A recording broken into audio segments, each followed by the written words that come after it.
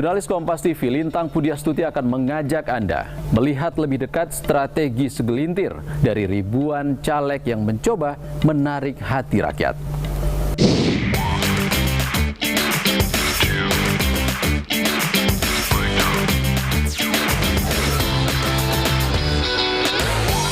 Semakin dekat dengan 14 Februari 2024, hari di mana kita akan menggunakan hak suara kita untuk memilih pemimpin negara. Bukan hanya presiden dan wakil presiden saja loh, tapi pemilu serentak besok kita juga akan memilih anggota legislatif seperti anggota DPR RI, DPRD Provinsi, Kabupaten dan Kota, serta DPD.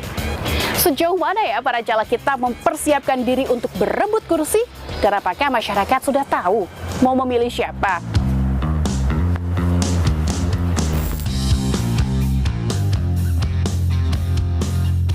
Tahu kan? Kalau untuk serentaknya tahu, tapi untuk calon-calon legislatifnya nggak tahu. Kurang tahu juga karena belum ada yang ke warga ke kampung saya juga. Ketutup sama yang lebih intens sama capres ya. Jadi berita-beritanya untuk legislatif dan lain-lain agak kalah gitu. Aku nggak kenal sih, banyak nggak kenal gitu ya. Mungkin kurangnya sosialisasi ya Mbak ya. Cuman kan baliho-balihonya banyak ya, banyak cuman pada nggak kenal sih jujur aja. Ingar-bingar Pilpres 2024 membuat pemilu legislatif seolah terlupa. Padahal, peran anggota legislatif di pemerintahan pusat maupun daerah tak kalah penting. Ya, pemilu serentak 14 Februari mendatang juga menjadi ajang calon anggota legislatif berebut kursi parlemen. Janji manis kampanye yang kian masif mewarnai pertarungan pemilu legislatif. Perkumpulan untuk Pemilu dan Demokrasi Perludem menilai fenomena ini terlihat sejak pemilu serentak pertama kali tahun 2019 lalu. Pemilu legislatif yang less attention ya atau perhatiannya kurang dibandingkan Pilpres. Lalu pemilu legislatif kita itu salah satu pemilu dengan kompleksitas tertinggi di dunia. One of the most complex election system in the world, karena mengkombinasikan keserentakan legislatif nasional dan daerah. Kan ada DPR, DPRD Provinsi, DPRD Kabupaten Kota, dan DPD bersamaan. Kombinasi sistemnya juga rumit, proporsional terbuka. Perludem menyoroti minimnya literasi masyarakat terkait pemilu legislatif. Terbukti dari tingginya invalid vote atau suara tidak sah pada pemilihan anggota DPR RI karena faktor kebingungan. Tercatat, pemilu 2004 ada 8% suara tidak sah, lalu meningkat hampir 2 kali lipat pada pemilu 2009 sebanyak 14,4%. Sementara pemilu 2014 suara tidak sah sebanyak 10,6% dan pemilu serentak 2019 suara tidak sah meningkat hingga 11,12%. Sistem pemilu yang mengakibatkan surat suara yang besar sekali, hampir 1 meter. Jadi caleg pun tampil di surat suara. Disitulah dimulai kita mengenal banyak sekali wajah, selain wajah partai ada wajah caleg ya, di dalam alat peraga. Walaupun tidak ada foto di dalam surat suara, tapi surat suara kita dari yang tadinya sederhana menjadi begitu besar, lebar, kompleks. Nah, itu yang kemudian mengakibatkan kebingungan pemilih. Meski minim perhatian, bursa caleg tak pernah sepi dan terus meningkat setiap periode pemilu. KPU telah menetapkan DCT atau daftar calon tetap untuk pemilu legislatif 2024. Ternyata tahun ini persaingannya cukup ketat jika dibandingkan dengan pileg tahun-tahun sebelumnya. Tahun 2024 terdapat 9.917 caleg yang akan memperebutkan 580 kursi DPR. Artinya, satu kursi kira-kira akan diperebutkan oleh 17 caleg. Tahun 2019 ada 7.969 caleg memperebutkan 575 kursi DPR. Artinya, satu kursi diperebutkan oleh 13 caleg. Sedangkan tahun 2014 ada 6.608 caleg memperebutkan 560 kursi DPR. Artinya, satu kursi diperebutkan 11 caleg. Sedangkan untuk DPRD Provinsi terdapat 301 dapil atau daerah pemilihan dengan 2.372 kursi. Untuk DPRD Kabupaten Kota ada 2.325 dapil atau daerah pemilihan dengan 17.510 kursi. Kompetisi dengan intensitas tinggi. Bagaimana para caleg menyiasati strategi agar dapat kursi? Melihat lebih dekat strategi caleg menarik hati rakyat, saya berkesempatan mengikuti Eriko Sotarduga, caleg DPR petahana PDIP daerah pemilihan DKI Jakarta II, mencakup Jakarta Selatan, Pusat, dan luar negeri. Sebelumnya berkecimpung di Komisi 11, Eriko berjanji jika terpilih kembali akan menuntaskan permasalahan pinjol dan judi online. Langkah mengunjungi warga door to door pun dilakukan demi mendengar aspirasi masyarakat. Eriko, saya mau tanya nih, ini Bapak ini adalah incumbent, petahana. Kesekian kali kita nyalek, apa sih Pak motivasinya? Apa yang belum dibenahi kemarin? Harus jujur, belum ada semua tercapai yang dikehendaki oleh rakyat secara sempurna. Saya harus jujur menyampaikan bahwa kita meneruskan iya, tapi kita perlu menyempurnakan. Masih banyak membutuhkan hal-hal yang prinsip. Contoh pendidikan, betul nggak Ibu-Ibu? Nah, mereka perlu yang namanya KJP, mereka perlu yang namanya PIP. Begitu juga ada yang lanjut usia, belum dapatkan namanya KJL, betul Ibu Bapak? Yang namanya pinjol. Masih banyak yang terkena pinjol, betul Ibu Bapak? Banyak yang namanya judi online, banyak yang terkena itu pinjaman-pinjaman itu. Nah, saya sudah melakukan sosialisasi. Apakah itu cukup? Belum. Masih banyak hal lain lagi, Mbak. Dan ini belum bisa tuntas. Eriko menargetkan akan kunjungi 60.000 kepala keluarga hingga masa kampanye berakhir. Menarik ruang publik, Eriko mengandalkan kreativitas anak muda memanfaatkan alat peraga kampanye berilustrasi dan animasi menciptakan pemilu ceria. Teman-teman di tim kami berbicara, Pak Eriko, tidak ada yang namanya foto Bapak di surat suara. Nah, bagaimana untuk merimain masyarakat? Mereka sudah tahu, tapi kan harus diingatkan. Nah, itulah muncul, kalau lihat ini bisa disorot. Ada yang bergaya, apa ini namanya ini? Bapak-bapak Jawa? Bah, ya kita dari saudara-saudara kita dari Jawa. Ada yang bermain trombon, ada yang naik sepeda, betul ya Bu ya? Ada naik bajai bersama Mas Ganjar dan Profesor Mahfud. Ada yang bergaya Elvis Presley, ada. Nah, itu semua ternyata itu diingat. Melihat ada penampilan yang berbeda dari calon legislatifnya.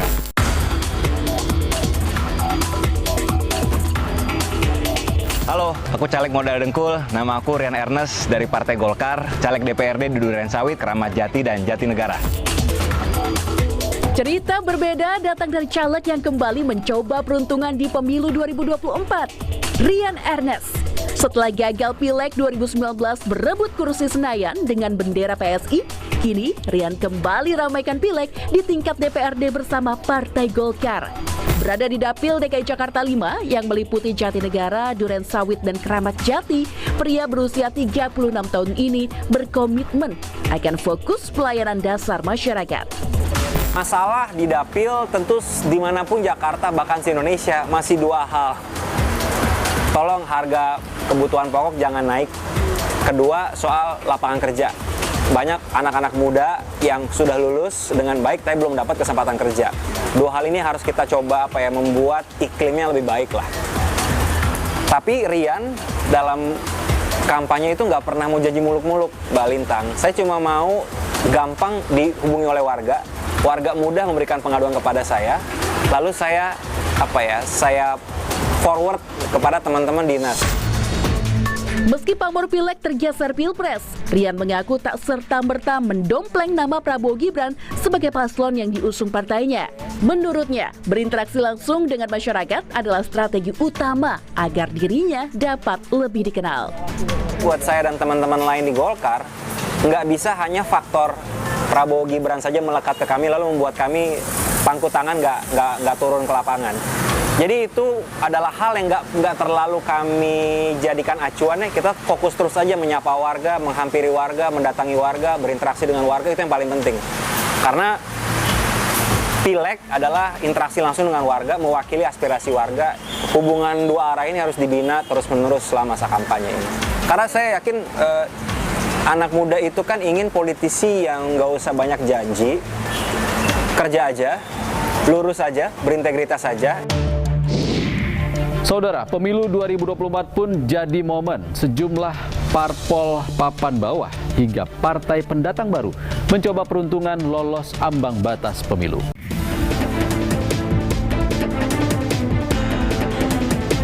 Partai politik peserta pemilu serentak 2024 terus memanaskan mesin untuk memperoleh suara terbaik atau setidaknya lolos ambang batas parlemen atau parliamentary threshold 4%.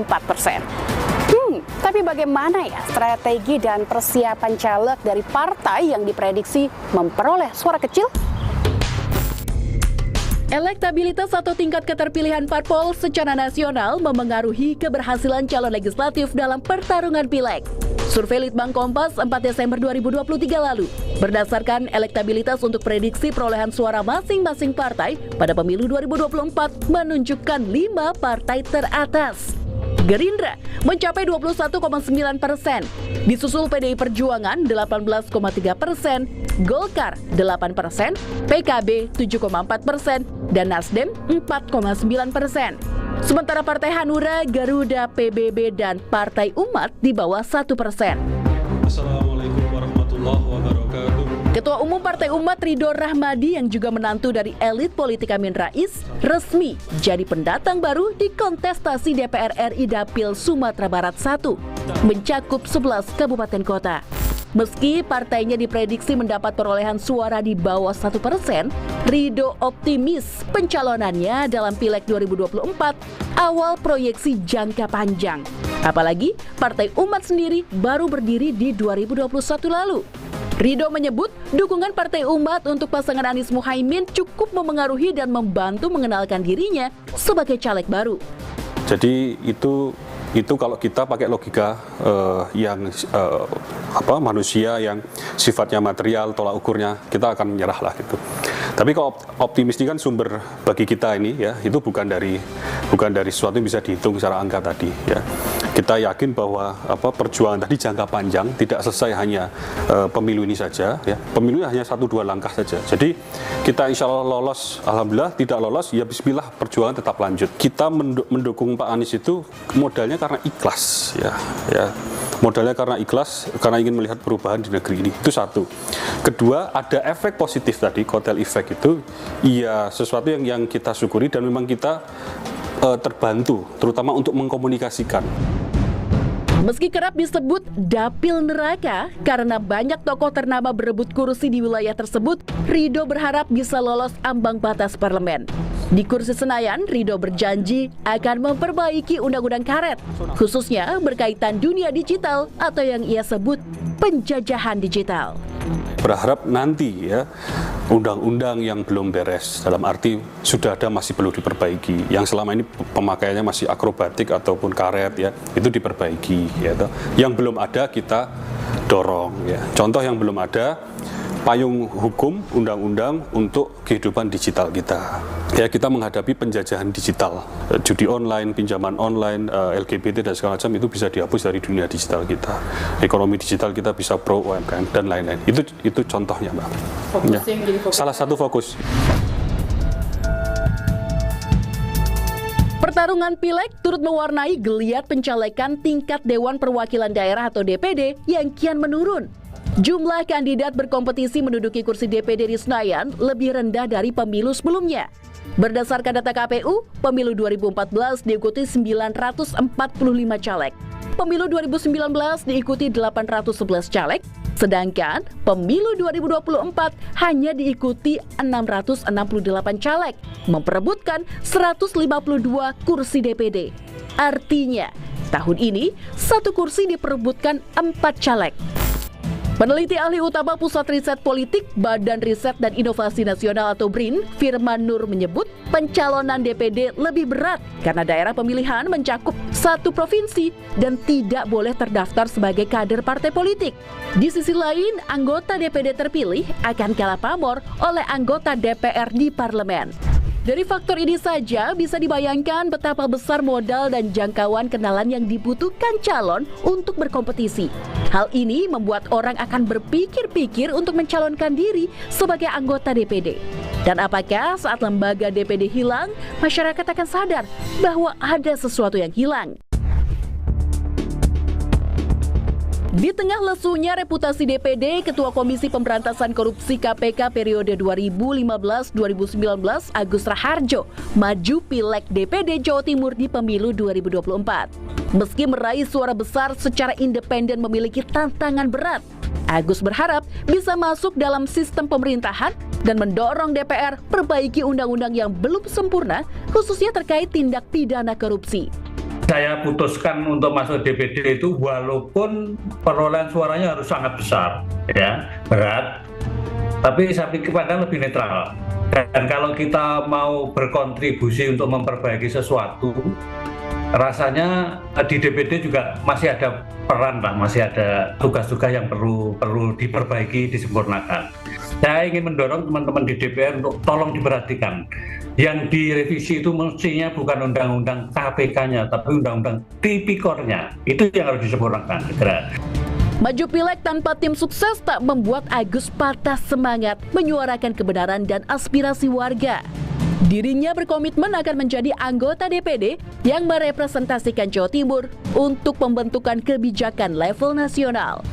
Jadi saya juga begini, kalau jadi anggota legislatif itu jangan munculnya hanya 5 tahun sekali, ya. Jadi pas waktu pemilu muncul ngasih uang, kemudian habis itu hilang lagi, mau pemilu muncul lagi, itu nggak boleh. Itu selama 5 tahun persis kita harus selalu berhubungan, menyuarakan suara mereka. Karena saya dulu paketnya paket minimal yang namanya tim sukses saya tidak punya gitu kan. Nah, kemudian dibantu oleh teman-teman yang kemudian di lapangan sangat care mengenai itu. Dalam perjalanannya sebagai penegak anti rasuah tadi, value-nya, nilainya harus kita jaga terus. Tadi saya tidak memberikan money politik kan gara-gara saya menjaga itu. Di balik dinamika pemilu serentak, pemilu 2024 diharapkan dapat mencapai anggaran efisien, menghasilkan kekuatan politik di parlemen, memperkuat sistem presidensil, dan mendorong penyederhanaan parpol. Namun, apakah sistem ini sudah cukup mendekatkan pemilih dengan calon anggota legislatifnya? Dapil itu luas sekali, dengan jumlah pemilih yang sangat banyak. Jadi cara mereka turun ke masyarakat pun butuh biaya, butuh tenaga. Istilah logistiknya itu sangat besar. Tidak semua bisa dijangkau oleh pemilih. Politik kita itu masih biaya tinggi. Tidak usah transaksional ya, yang untuk kos politik saja. Mengusulkan model keserentakan yang terbagi dua, yaitu yang pertama model pemilu serentak nasional, memilih DPR, DPD, dan Presiden, Wakil Presiden, semua posisi di tingkat nasional. Presiden, DPR, DPD dipilih secara bersamaan, lalu jeda 2 tahun berikutnya memilih DPRD dan Kepala Daerah secara bersamaan. Satu sisi itu lebih bersahabat dengan pemilih, lebih memudahkan dan meringankan beban kerja penyelenggara pemilu, dan yang paling penting juga dia membantu partai politik untuk selalu dipanaskan mesinnya. Karena kan setelah pemilu nasional mereka dikasih jeda 2 tahun untuk konsolidasi di pemilu daerah. Masyarakat pun tidak perlu menunggu 5 tahun sekali untuk mengevaluasi kepemimpinan nasional. Animo politik jelang pesta demokrasi didominasi Pilpres. Pileg pun seakan tenggelam. Padahal peran lembaga legislatif genting dan penting dalam pembentukan, pengawasan, dan pelaksanaan undang-undang serta kebijakan pemerintah. Anggota legislatif sangat berperan penting menentukan arah kebijakan pemerintah. Tak lupa mereka jugalah yang mewakili dan akan memperjuangkan suara rakyat, ya suara kita-kita ini. Jadi cari tahu, cermati, dan tentukan siapa wakil dari suara kita kelak. Kami tutup 60 menit special report edisi kali ini, saudara. Jangan lupa pemilu akan kita laksanakan 14 Februari mendatang. Dan pastikan tetap mengikuti perkembangan pemilu terkini di Kompas TV, independen, terpercaya. Saya Ihsan Sitorus pamit. Sampai jumpa.